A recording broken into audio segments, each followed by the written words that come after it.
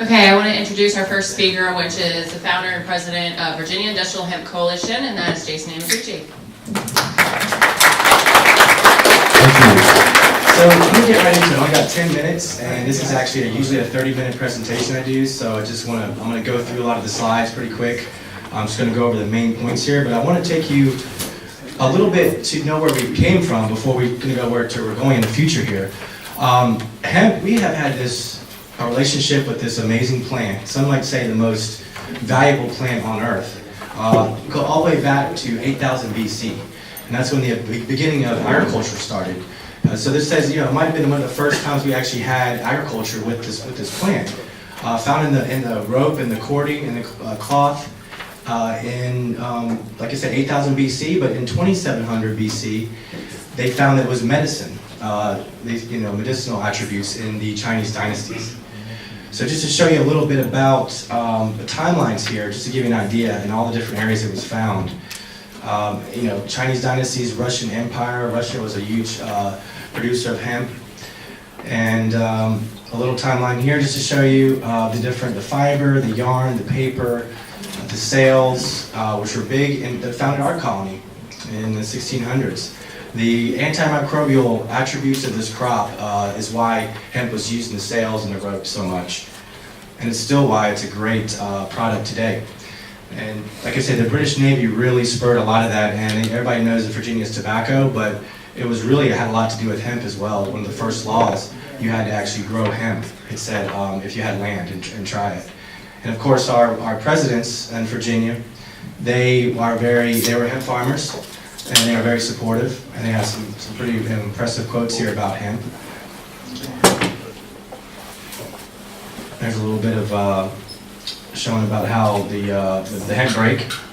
And we had Henry Ford, who was a big proponent of hemp, and he actually had a hemp car that was made out of some of the material with hemp in there. So I want to talk a little about the legislative stuff, and where did it go wrong for this crop? Well, in 1937, the Marijuana Tax Act really affected the whole hemp industry. You had to go to the federal government at this time, and it's interesting, at the same time, the public mechanics come out with a magazine article called The $1 Billion Crop. So it was prohibited at the same time they were able to get the decortication so they could become a major crop. I thought it was kind of a very interesting coincidence. Then we had World War II. We brought it back for Hemp for Victory campaign. Some of y'all might have seen some of those videos. And the U.S. government now, after prohibiting it, they really promoted it for our troops. They say George Bush's parachute, that saved him, was made out of hemp. So then it got really bad with hemp in 1970. The Controlled Substances Act. This is a law that we're all dealing with right now. That didn't differentiate the difference between cannabis that had psychoactive properties, which is why it was made illegal, and those that had non-psychotropic properties like industrial hemp. So a quick history of legislation in Virginia. 1999, in the House of Delegates, Mitch Van Nieres, who's the Charlottesville area, he introduced this joint resolution which passed, and it basically just said Virginia should explore industrial hemp. And it didn't really go far. All it did was say, hey guys, General Assembly says we should look into this.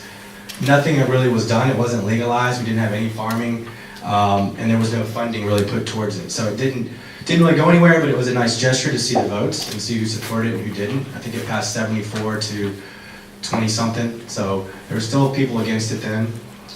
But then the big law, which is really kickstarted Virginia, which the VIHC worked really hard on, people in this room were part of that campaign, was the HB 1277. And that is basically opened this up to everybody, not everybody, just to universities, and they could research it. That actually allowed the universities to start working with farmers too. So that's why it was a real big deal for Virginia. First time ever growing hemp. There's just some pictures of the legislative session.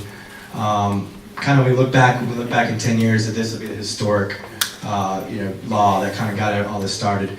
Then in 2016, we got a law passed that we wanted to get Virginia ready for commercialization. And this bill kind of just sat in limbo waiting for the federal government to do their thing. But as we all know, the federal government is taking their time on this, and they really hadn't got anything yet, and I'll go into that in a second.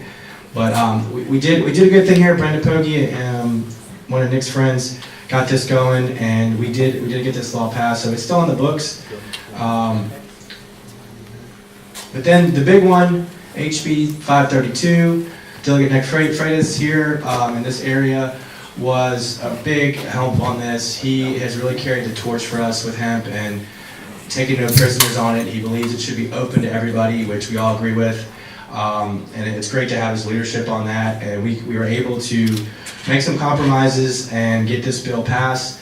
And that basically opened it up for everybody to apply to the Virginia Department of Agriculture and Consumer Services to be a processor or a grower of hemp. So you can do that now. July 1st, the law changed over, and you can now apply, which I'm going to go into in a second here. The federal legislation, which a lot of people is on their minds, because we are in Virginia, we are related to the laws of the federal government, and that's about how far we can go, pretty much. So the main thing here is to know that the definition of industrial hemp is whether growing or not, any part of the plant, cannabis sativa L, containing less than 0.3 delta-9 THC. A lot of you may know THC is a thing of the psychotropic nature of cannabis. So it doesn't matter what cultivar you guys got, it all matters about the THC level. That's the key here. That's what industrial hemp is. It's not so much a scientific definition. I'd say we're looking more along the lines of a 1-2% THC is more of the industrial hemp cultivars. But this is what the federal government has defined through the U.S. Farm Bill. That definition is not going to change, by the way, with the new Farm Bill. So this is where it all began, where we are able to get the Virginia law going. So then we went to the Industrial Farming Act of 2017. Virginia Congressman Bob Goodlatte, who has been a very big supporter of hemp, was a big part of this bill. We worked on it. I helped work on it. I helped to write it. And Jamie Comer over in Kentucky, he was a lead on this. But we just couldn't get it going anywhere due to politics in the federal government. So that bill stalled out, even though it was really promising that we would get somewhere with it. And so then we had on the Senate side a more lenient bill, which had better definitions for hemp. Actually, was done by Senate Majority Leader Mitch McConnell. But that actually did not able to get passed because nothing in the federal government is on a standalone bills is getting passed these days, as we all know the very divisive nature.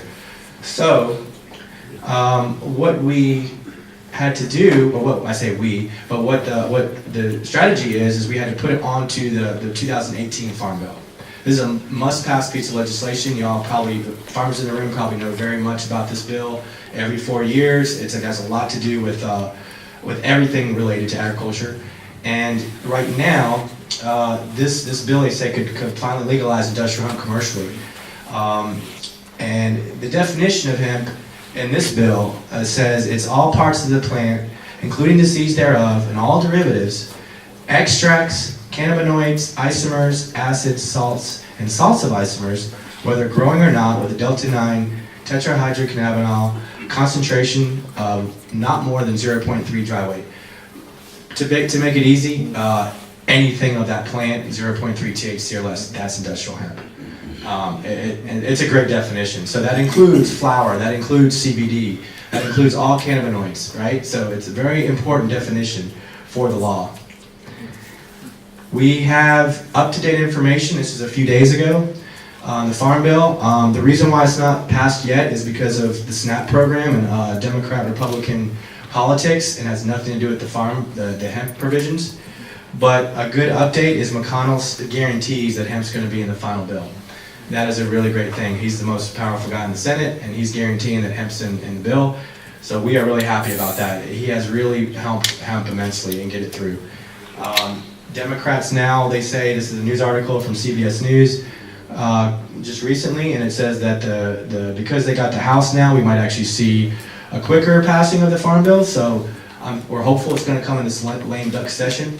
But if it doesn't, it's going to be, I would say, January or February of next year, but nothing's a guarantee in Washington right now. I will tell you this, that the 2014 Farm Bill provisions are in place. They're set in stone. They do not expire. So the licenses that you guys get from Virginia that's related to that law, you're going to be okay with that. So I would say 2019 is going to be just as we are in Virginia right now, just go with that. We're gonna see some changes to even get it better in the law as soon as that farm bill's passed. Like I said, that definition is gonna be big, and that's gonna help a lot with crop insurance. It's gonna help with in banking and all these kind of things that farmers need. So I want to go a little bit into the market real quick. Just to show you guys, there's all sorts of things that could be made from this plant. There's a buddy, Marty Phipps. He couldn't make it tonight, but he's got animal bedding. Hempcrete's a big thing. It's in cars. It's already in car panels in America. People don't realize that. Boeing's talking about putting it in their planes. It's in the rails. And we got foods that y'all know, you can get these at any store. You got hemp hearts, it's amazing protein, hemp seeds, superfood. We got the oils, hemp milk, and that's in the cosmetics and soaps. And we have CBD, of course, that a lot of people, it's very hot now. That's really become a main economic juggernaut for states to take advantage of it. So we got to get on board here in Virginia and take advantage of this. Kentucky's making money, farmers' businesses are making money. Our farmers need the help, all the help they can get. We know this. This is something that we can sell. And here are some of the products. Some of these come from Kentucky, and that comes from South Carolina. So they're everywhere around us. This is an article, Kentucky growers on making a comeback. And you can see the sales of CBD are going really big here. 820 million right now, 1.8 billion in 2020. So go to the VDAX site. If you type in VDAX and hemp in Google, you will go to this page. But it's on the VDAX site, and it's a whole page about industrial hemp. And if you go down on the page here, you can see there's some application, there's some PDFs. Here's a grower's application, here's a processor application. It's only $50 to apply. I think if you want to do it, I would say go ahead and apply, get it done. It's probably going to take about 3 weeks, 4 weeks to get your stuff through. And if you don't know if you're going to do one or the other, apply for both if you want to just be ready to go. And let me tell you, all you got to do is fill out the main area here and fill out this part. Of course, you can't be convicted of a felony in the past 10 years. That will disqualify you. And other than that, your GPS coordinates right there, and the physical address. But any of this other stuff, it can all be to be determined. Don't feel like you look at this application and you have to put everything in there. They're not going to accept you. It's not like that. This is called a registration. It's not a licensing. So registration. It's really important we did that. It means if you fit the qualifications of your name, address, and GPS coordinates, they're going to give you that registration. So I would say take that, have your protection, and then you've got the processor, which is a little more involved, but then again, you don't really have to have a ton of stuff. Just realize that you will have to fill out a report every year to them, and they have a website for that. And then there's the thing, you can have your agent. So if you have a license, you can just have an agent, anybody on that farm, but make sure that you fill out this form, this document. It's on the page here, under these areas right here. So all this information is right there on the page. And then there's the annual report on the thing, but there's the, Aaron Williams is the one to contact with any questions that you have about the program. And you can also reach out to us. We'll help you out and let you know, but it's pretty straightforward. And I'd say get your license and then move forward. That way you have legality. If you're going to transport any hemp anywhere, that way you can be safe and carry it on you. And then also anybody you think that might be involved with this, get them this piece of paper, and so they carry it with them. So if you get stopped by law enforcement, you pull that out and you say, I've got the hemp seeds on you, whatever. We don't want any kind of stuff in the paper, and we want to keep this real low key and just keep it going and not create any big mess with law enforcement. Also suggest that when you do grow, call your law enforcement out, tell them about it. Have them visit if you can. We really want to work with law enforcement on this and not make their job harder in this transition. So I think that's for the most part. I'm probably, the time's up. Isn't it? Okay. Just by a little bit? Sorry, guys. Yeah, I could have talked for another 30 minutes, but yeah. Thank y'all. I appreciate it.